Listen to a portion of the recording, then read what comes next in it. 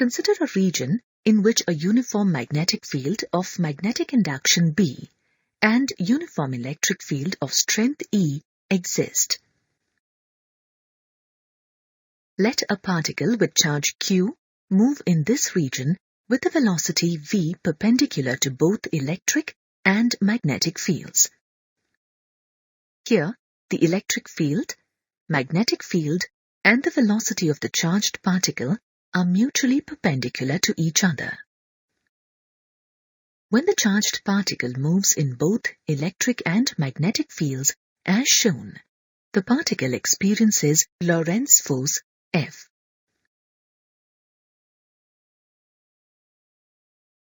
Which is the sum of forces due to electric field F electric and the force due to magnetic field F magnetic.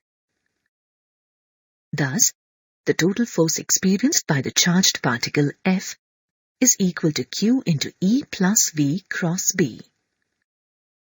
If the magnitudes of electric field strength and magnetic field strength are adjusted such that the magnitudes of the two forces are equal, then the net force acting on the charged particle is zero. The magnitude of the force on the charged particle due to the electric field is QE, and the magnitude of the force due to the magnetic field is BQV. If the net force on the charged particle is zero, then E is equal to BV or V is equal to E by B. This principle is used to select the particles to be projected into the fields based on their velocity. So the crossed electric field and the magnetic fields are called velocity selectors. The particles, whose magnitude of velocity is equal to the ratio of E to B, pass through the combination of electric field and magnetic field without deviation, and the remaining particles whose velocity is not equal to the ratio of E to B deviate on either side of the electric field. This principle is used in the mass spectrometer and particle accelerators.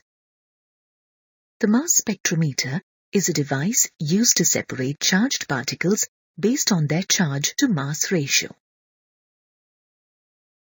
Particle accelerators are used to accelerate particles to very high energy. Now we will learn about a particle accelerator, which is also known as a cyclotron. The cyclotron was invented by E.O. Lorentz and his student M.S. Livingston. Let us understand how a charged particle is accelerated in a cyclotron with the help of this model. The cyclotron consists of two hollow, flat, semicircular metal disc-like containers called D1 and D2, as their shapes are similar to the letter D. These two Ds are separated by a narrow parallel gap. These two Ds are connected to a high-frequency oscillator, which produces an alternating voltage. This alternating voltage establishes an alternating electric field between the two Ds, once from D1 to D2 and then from D2 to D1. This electric field between the Ds accelerates the charged particle when it passes through the gap between the Ds.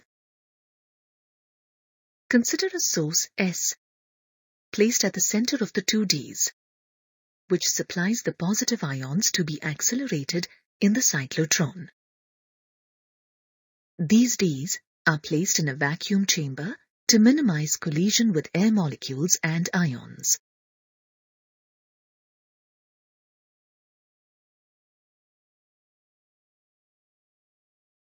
This chamber is placed horizontally between two huge magnets, which provide a vertical magnetic field.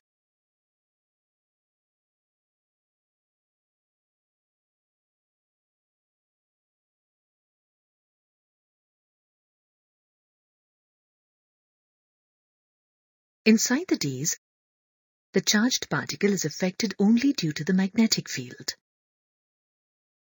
The positively charged particles emitted from the source at the center move in one of the Ds, say D1, in a semicircular path and arrive in the gap between the Ds in time equal to half the time period of the revolution of the particle.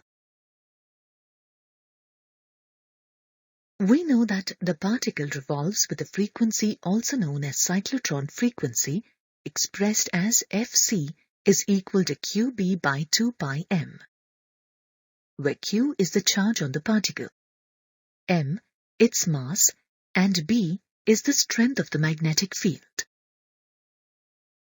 Hence, the time period of the particle will be equal to 1 by Fc, which will be equal to 2 pi m by Qb. When a charged particle enters a D, it moves in a circular path with constant speed because inside the D, it is influenced only by the magnetic field.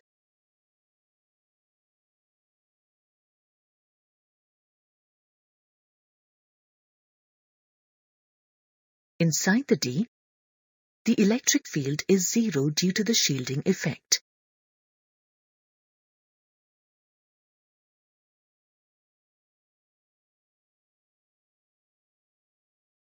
The applied AC frequency is adjusted equal to the frequency of the charged particle, so that when the particle just about arrives on the edge of D1, D2 will be at lower potential and the particle is accelerated across the Ds to gain kinetic energy equal to QV, where V is the potential difference across the Ds at that instant of time.